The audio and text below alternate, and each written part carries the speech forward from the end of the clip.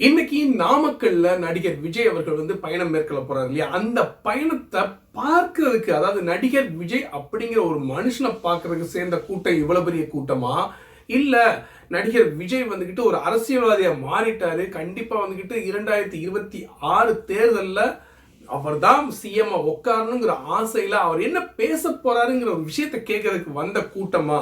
இந்த கூட்டம்லாம் ஓட்டா மாறுமா அப்படிங்கிற அளவுக்கு யோசிக்க வைக்குது அவருடைய பயணத்துல அடுத்தடுத்து வரக்கூடிய மக்கள் கூட்டம் அப்படிங்கிற ஒரு விஷயத்தை பார்க்குறப்ப.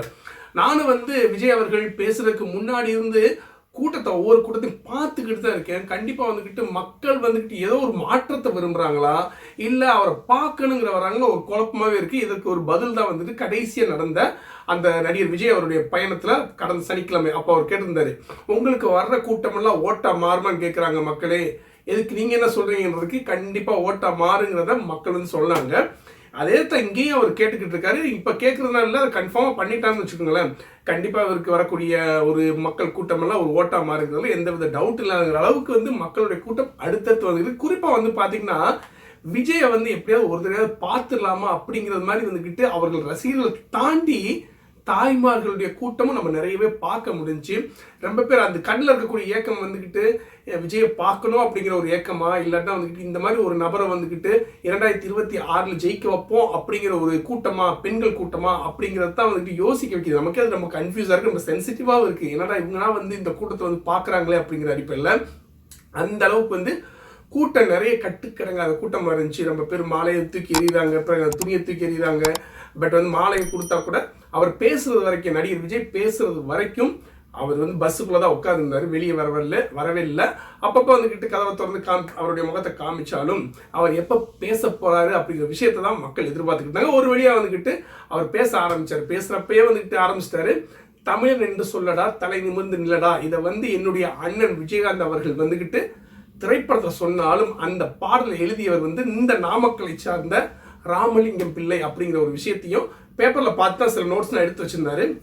அங்க இருந்து ஆரம்பிச்சு அதுக்கப்புறம் ஒவ்வொரு விஷயமா சொல்ல ஆரம்பிச்சாரு. இந்த தடவை அவர் பேசுறப்ப ஒரு சின்ன தடுமாற்றம், அது மைக்ல இருந்து வந்த சவுண்ட் அட்ஜஸ்ட்மெண்ட்டா இல்லை உண்மையிலே தடுமாறி கொஞ்சம் பேசினாருங்கிறது இங்கே கொஞ்சம் பார்க்க வேண்டியது இருந்துச்சு. அடுத்தடுத்துல இன்னும் கொஞ்சம் பெட்டரா பேசுவார் நம்ம எதிர்பார்க்குறோம். நல்லா தான் பேசிக்கிட்டு இருக்காரு. அதாவது பேப்பர் பார்த்து படிக்கிறப்ப மட்டும். அதுக்கப்புறம் நம்ம நினைச்சது மாதிரி அந்த முட்டை, நாமக்கல்னாலே பார்த்தீங்கன்னா முட்டை தினந்தோறும் 5 கோடி முட்டை உருவாக்கிட்டு இருக்கு.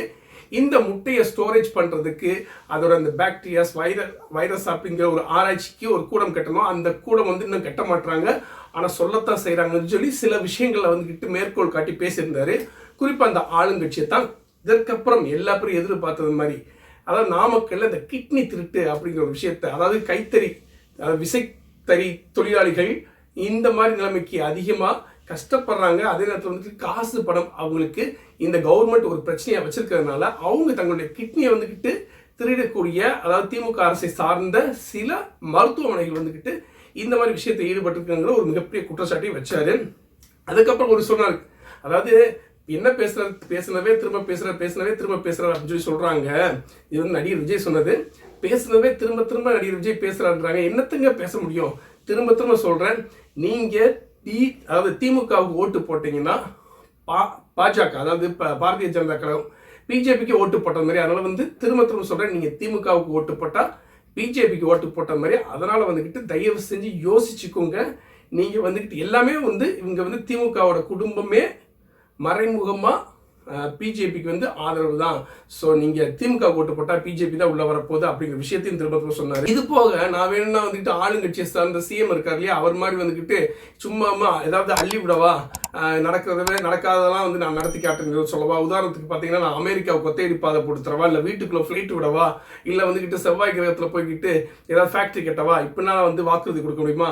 அப்படி வேணா கொடுக்க முடியாது, அவங்கள மாதிரி வாயிலே வர சொல்ல முடியாது அப்படிங்கிற விஷயத்தையும் அவர் மேற்கோள் காட்டி பேசியிருந்தாரு.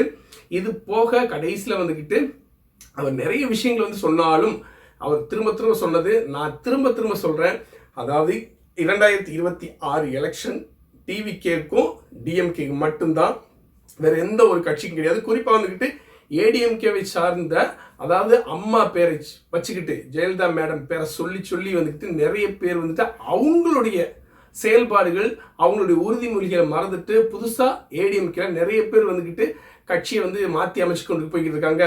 அந்த கட்சியை சார்ந்த எம்ஜிஆர் தொண்டர்கள் கேட்குறாங்க, ஏன் வந்துக்கிட்டு நிறைய விஷயங்கள் வந்துக்கிட்டு இந்த மாதிரி நடந்துக்கிட்டு இருக்கு அப்படிங்கிற விஷயத்தை கேட்டுக்கிட்டு இருக்காங்க.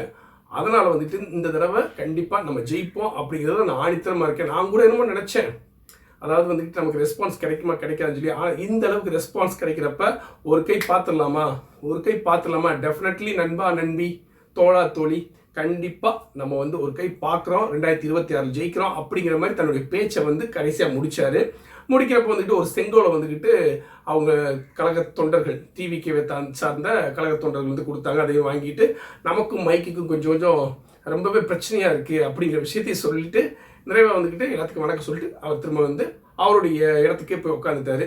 ஸோ இப்போ திரும்ப அடுத்த பயணத்தில் நிறைய விஷயங்கள் சொல்லுவார். அந்த விஷயத்தையும் நான் வந்து உங்ககிட்ட சேர்க்குறேன். நம்மளுடைய வீடியோ பிடிச்சிருந்தா மறக்காமல் லைக்கை போட்டு விட்டு நம்மளுடைய பா முத்துக்குமார் யூடியூப் சேனலை வந்து சப்ஸ்கிரைப் பண்ணி விடுங்க. இது தகவல் பிடிச்சிருந்தா மறக்காமல் உங்கள் நண்பர்களுக்கு ஷேர் பண்ணுங்கள். மீண்டும் ஒரு தகவலுடன்